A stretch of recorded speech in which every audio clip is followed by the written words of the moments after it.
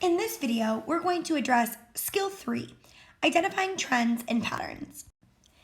In this skill, Identifying Trends and Patterns, we will focus on identifying patterns, trends, and relationships that exist in graphs. We'll look for increases, decreases, and constants in datasets. We'll also identify whether relationships are direct or indirect.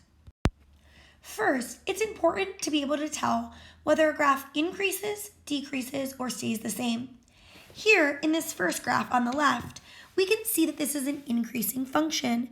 As we move from left to right, my slope increases. Therefore, this is an increasing function. Here, in the middle graph, this is a decreasing function. As I move from left to right, my slope decreases, and therefore I have a decreasing function.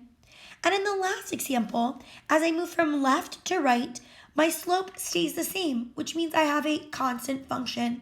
It is important for you to understand the difference between graph increases, decreases, and whether that information stays the same, which is called a constant function. Now that we understand how to tell whether a graph increases, decreases, or stays constant, which means stays the same, we also need to talk about indirect versus direct relationships. In a direct relationship, as we see pictured here on the left-hand side, when one variable increases, the other variable also increases. This causes a positive slope. It also looks like our increasing function graph that we saw on the previous page. Next, let's look at this indirect or negative, also called inverse graph. An indirect or inverse relationship is when one variable increases, the other variable decreases. This causes a negative slope, as we can see pictured here. This would also correspond to the decreasing function that we saw on the previous slide. So when we are talking about direct relationships, we'll have a positive slope because when one variable increases, so does the other. In an indirect or inverse relationship, we have a negative slope because as one variable increases, the other decreases. Let's look at this example together and determine whether we think this is an indirect or direct relationship. So first I'm going to look at the slope, and I notice that this is a positive slope, which means that as I move from left to right, my slope is increasing. That means I have a positive slope. Remember, if we have a positive slope, that means that this is a direct relationship. So this graph shows us a direct relationship. Let's look at another example. In this example, as I move from left to right, I notice that my slope decreases. This means I have a negative slope. I know when I have a negative slope, I have an indirect relationship. And remember, an indirect relationship is also called an inverse relationship. Let's look at another example together. In this example, I see that as my time increases, so does my number of miles. This gives me a positive slope. Remember, when I have a positive slope, this is a direct relationship. Wonderful. And let's look at this one last example. Is this an indirect or direct relationship? Well, I notice here that I have a negative slope. So I have a negative slope. If I have a negative slope, please remember that that means that this is an indirect relationship. Or we can also call this an inverse relationship. Wonderful. So let's look at this example together. This graph says New York City daily trips in a yellow taxi, Uber, or Lyft.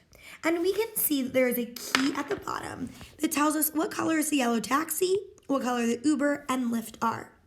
The first question says, which car service had the least change in trips per day from May 2015 to September 2015. So we're going to look for the least amount of change. This means we're looking for something that is constant. So which one of these lines, the yellow taxi, the Uber, or the Lyft, seems to say constant between May 2015 and September 2015?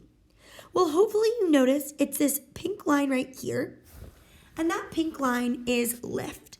So we're going to go ahead and write Lyft right here because that had the least amount of change or a constant slope between May 2015 and September 2015. Let's look at the next question. It said, over time, did the rate of yellow taxi use in New York City from May 2015 to 2016 increase, decrease, or stay the same? So let's look at that part of the question first. I need to look at my yellow taxi, which is that yellow line, and I need to look from May 2015 into May 2016, which is right here. And I can see here that my line decreased. From right here to right here is a decrease. So I am going to write in that box decrease. So this decreased. Next, it asks us, is this a direct or indirect relationship? So is this a direct or an indirect relationship? And I can see here that my slope overall is going to be negative. So since I'm going to have a negative slope, I know this is an indirect relationship. And remember, we can also call this inverse. Wonderful. So let's look at this graph next. This graph shows the rent growth in California versus the rest of the United States. The blue line is California, and that orange line is the national or United States data. The first question says, each year, the rent price increase in California was blank than the rent price increase in the United States. So we need to look here. And I can see that my blue line is increasing faster than my orange line. So each year, the rent price increase in California was more than the price increase in the United States. Next, it says, in general, the relationship between time and increased rent price is, and this is asking us to say whether this is a direct or indirect relationship.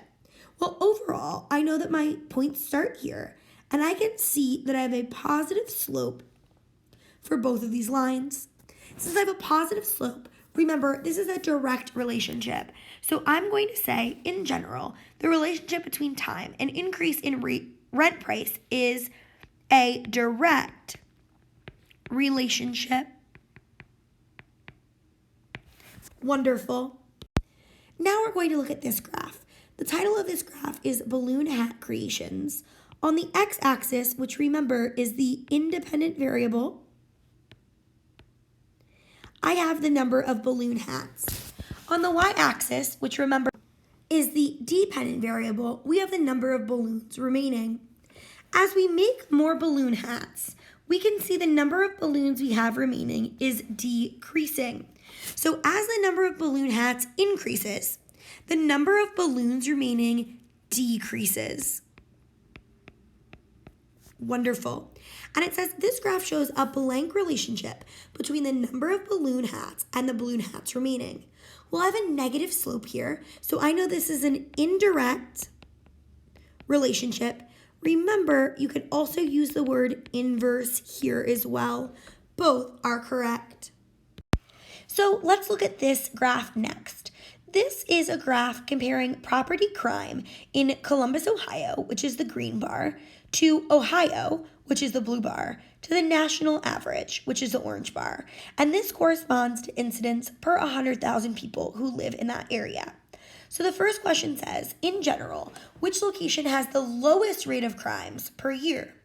Columbus, Ohio, or the national? So we're going to look here, and I'm going to notice that by far the green bar is the tallest. So that's definitely not our lowest rate. But I notice that the orange bar appears to be the smallest amount. So I know that in general, the location that has the lowest rate of crime per year is our national data set. Question number 2 says, each year the rate of national crime was blank than the rate of crime in Ohio. Oh no, this says time. It should say crime. So now that I've made that correction from time to crime, let's answer the question. So it's asking us to compare national crime, which is the orange bar, with the rate of crime in Ohio. So on average, when we look at these bars, we can see that that blue bar is always more than the orange bar. So each year, the rate of national crime, which is the orange bar, we can see that's smaller. So that orange bar is less than the rate of crime in Ohio because the orange bar is smaller than the blue bar. And last but not least, let's look at this next question. It says in 2004, the rate of crime in Columbus was blank than the rate of crime in Columbus in 2008. So I need to look at 2004 and I need to look at 2008. Here is my data in Columbus. I'm looking at the green bar. Here's my data in Columbus in 2008. I'm 4. And here's in 2008.